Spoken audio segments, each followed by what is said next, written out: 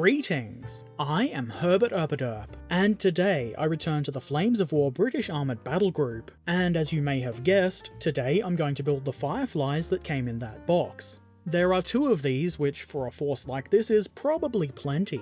But if your force needs more Fireflies, or you just don't need the rest of the stuff in the battle group box, you can get the Fireflies in their own box, which contains 5 tanks, though as you can see it's not specifically a Firefly platoon. You can use the kit to build either regular Shermans or Fireflies. Same for the battle group Fireflies too, they're exactly the same sprues. I believe the only real difference between the battle box and the standalone Sherman box is the decals included. Let's look at what's in the box. First, the decals. These are for the desert rats, and while there should be enough markings for all the tanks in the box, there's only really enough markings for one Firefly. If you want to use the tank number, that should go on the side, the 3 decal sheets being identical. The decals in the standalone box are for the Irish Guards, though it looks like they also only include enough tank numbers for one Firefly, which I suppose does make sense. I believe that's how the platoons were organised, 4 Shermans and 1 Firefly. It's probably not really a big issue, it's just a little bit restrictive if you want to build more than 1 Firefly. Oh well, moving on. There are 2 crew sprues. These are of course not only for the Fireflies, that would be silly, but you can use them on this tank if you so choose. I would imagine the standalone box only comes with 1 of these. The tanks themselves come on a single sprue each. I'm probably going to repeat myself from the overview video I did a while ago, and there's a link to that in the description if you want to see it. The sprues for this kit are very nice and neat. The detail is pretty decent. It's nicely moulded, and the mould lines are fairly minor. This is the kind of high quality I expect from Battlefront's plastics.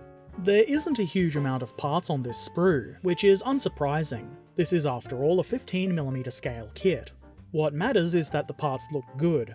And since it is designed to build 2 different kinds of tank, there should be a few leftover parts for my ever-hungry bits box. Let's put this thing together. I start by magnetising the model, which as you can see here I've already done. If you want to see how I do that, there's a link to a video in the description and in the upper right corner of the screen now. After that, the first step is to glue the transmission casing into place. This is shaped such that it should just slot right into place with almost no play in it. It is a good idea to apply some pressure to try and minimise the gaps, but they most likely won't be visible anyway, so it's not a huge concern. Just make sure that the parts do fit properly. Then the tracks can be glued on. If you want, you could glue these on backwards, for some reason, but only on one side really. I'm not sure why you would want to do that though. It's a much better idea to put them on the right way around, which is easy to do thanks to the keying. There's no need to worry about how far forward, back, up or down the tracks are. Of course, applying pressure in towards the centre of the tank for the short time it takes for the parts to bond is always a good idea. Next, it's time to glue the upper hull down. Nothing especially tricky to this. It pretty much slots right onto the lower hull. It does kind of want to sit a little bit high on the lower hull, but if you press down it won't resist too much. And with that, the basic hull is complete. From this point you need to decide if you want to build a regular Sherman or the Firefly. I'm obviously going to build the Firefly, so these are the parts that I will use to turn it into a Firefly hull. There are 4 such parts which you can see here. First, I apply the glacis plate. Of course, do make sure that you have the correct part. The Firefly one has the hull machine gun plated over. This is very easy to install. The curved section that links in near the turret ring helps to line things up nicely. There are gaps at the sides, but that's nothing a little pressure won't fix. Next, I add the gun cleaning rods. There's no keying for this, but it's not too hard to put this on and nudge it around a bit until it looks like it's in the right spot. That being here on the left rear of the hull. Firefly had a travel lock for the gun at an angle on the engine deck like so. I'm not sure I've lined it up perfectly, but I add glue anyway, and then nudge it around until it looks right. Some keying would be nice, but it would probably result in holes that need to be filled for those who want to build regular Shermans. Then comes the toolbox. This can be glued onto the rear of the hull thusly, though if you want to do something different, I have seen pictures of Fireflies with this on the front of the hull. There's no keying for this part, but it's pretty easy to eyeball it. It looks mostly good, but it does suffer from one problem, these 2 sinkholes. They look really ugly and shouldn't be there, but it won't be too hard to fill them with putty before painting. I shouldn't have to do that, but it could be worse. And that is the Firefly hull complete. Very quick and easy. I shall now turn all of these pieces into a Sherman Firefly turret. I glue the turret bottom into the Firefly turret top. It's the one with the box on the back of it, in case you didn't know. The bottom part just slots right into place. Nothing too tricky with this. The only problem I have with it is the bottom of the box at the back of the turret is open. Not really a huge issue though, it probably won't be seen when the model is on the gaming table anyway. Next, I install the commander's hatch. This fits nicely into the hole for it in the top of the turret. Where else would it go? I'm sure these hatches probably rotated, but I glued it in with the mounting hole for the MG facing forward like it shows in the exploded diagram. Next comes the mounting for the gun mantlet. You can see this part has an arrow on the back of it to show which way up it should go. It's very easy to glue into place. The keying on the back makes sure of that. It would make sense to then glue the mantlet on. This fits neatly into the centre of the inner mantlet-y bit, and I nudge it around a little bit until it looks nice and straight. The protrusion, which I assume to be the machine gun, should be on the tank's left. Looks very mantlet-y.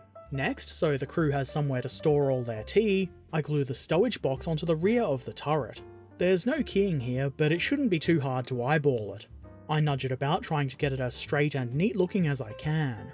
I'm not sure I got its position perfectly correct, but it looks fine to me. I then glue the machine gun into its mounting hole. Swivel the gun around to wherever you want it, and that's it. I've positioned mine in such a way that it should be hard to accidentally break. Of course, you can omit this gun if you prefer. The final part, and arguably the most important part, is the main gun. This does look pretty good, but the end of the barrel is solid. On small tanks like this it's usually not such a big issue, but it will still look better if I drill it out. For this I used the smallest drill bit that I had, 0.3mm. I think it turned out okay, though it was kind of tricky to keep the drill bit centered. After that, the gun can be glued into place. You can see that there's keying for this so that you don't get the muzzle brake all wonky. It only takes a little bit of nudging and eyeballing to make sure the gun is on straight. Simple. And that's the Firefly turret complete, and it can now be attached to the hull. The magnets I installed ensure that it stays there. Let's have a look at how this model compares with the offering from Plastic Soldier Company, which I built before I even started making videos. Right away, you can see that there's a fairly significant size difference between the two models. The Plastic Soldier Company model, on the left, is much shorter in both height and length, and it's a little bit more narrow too. Those aren't the only differences, but I think they're the main ones. Some of the differences are just bits of extra detail that I've added, like spare tracks and road wheels on the Plastic Soldier model. I haven't added any to the Battlefront model. Not yet anyway. Things like the extra plates in front of the driver and gunner's hatches, and the plates over the MG ports are a bit different, but nothing I would call major. At the rear you can see that the Plastic Soldier Company Firefly has the gun travel lock in the wrong place, and the tools are slightly different. But I do like the way the stowage box on the back of the turret looks a bit better than the one on the Battlefront model. Also, you'll see that the PSC kit doesn't have the sinkholes in the box on the hull rear. I think both models look fine. They're both clearly Sherman Fireflies, and they'll both work fine as such on the table. They're just a bit different in size. It's not a huge problem to me, just they might not look quite right if fielded in the same platoon. Personally, I would still be okay with having both on the same table though. Both models are decent quality and in my opinion look quite good. And if you're looking for a 15mm scale Firefly to crush some Germans, you would do well with either model. I don't know which one is more realistic looking, after all they're both 15mm scale gaming pieces, and not intended as highly detailed display pieces. So I guess just pick whichever one you think will fit best with your army, or get both, like me. So this kit is quite good. It was very quick and easy to build, and everything goes together really easily with no hassles. I barely had to do any cleanup of the mold lines, though they are there. The most extra work I had to do with it was cleaning up and drilling out the gun barrel, which is to say I didn't have to do a whole lot of additional work. The stowage box on the rear with its sinkholes are also going to require a bit of extra work to fill, which is a bit annoying. Those things aside, the parts fit together nicely, and I think the end result is quite good. It looks like a good representation of a Firefly. The only thing I have left to complain about, really, is the missing extra armour on the right side of the turret. I'm not sure if every Firefly had that, but I think it looks interesting and cool, so I would rather if it was there. A very minor issue, really. I don't know when I will actually paint this. I'll probably start it once I've completed all the models in the battle group box. Don't hold your breath, but when I do get around to painting this, I think it's going to look pretty good. The detail looks nice and it should catch the paint very well. Battlefront's plastics have been a pleasure to paint in the past, and I don't see how this will be any different. So, what do you think of this Firefly kit?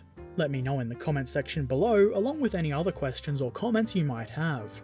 It would also be excellent were you to do all the other things like subscribing here on YouTube, following me on social media, and watching me live stream on Twitch. And if you really like the things I do, please consider helping to support the channel over at Patreon, or perhaps buying a shirt, mug, or sticker from my merch store. Links to all of those things are in the description below. As always, I shall return soon, so until then, be excellent to each other and thanks for watching. Farewell.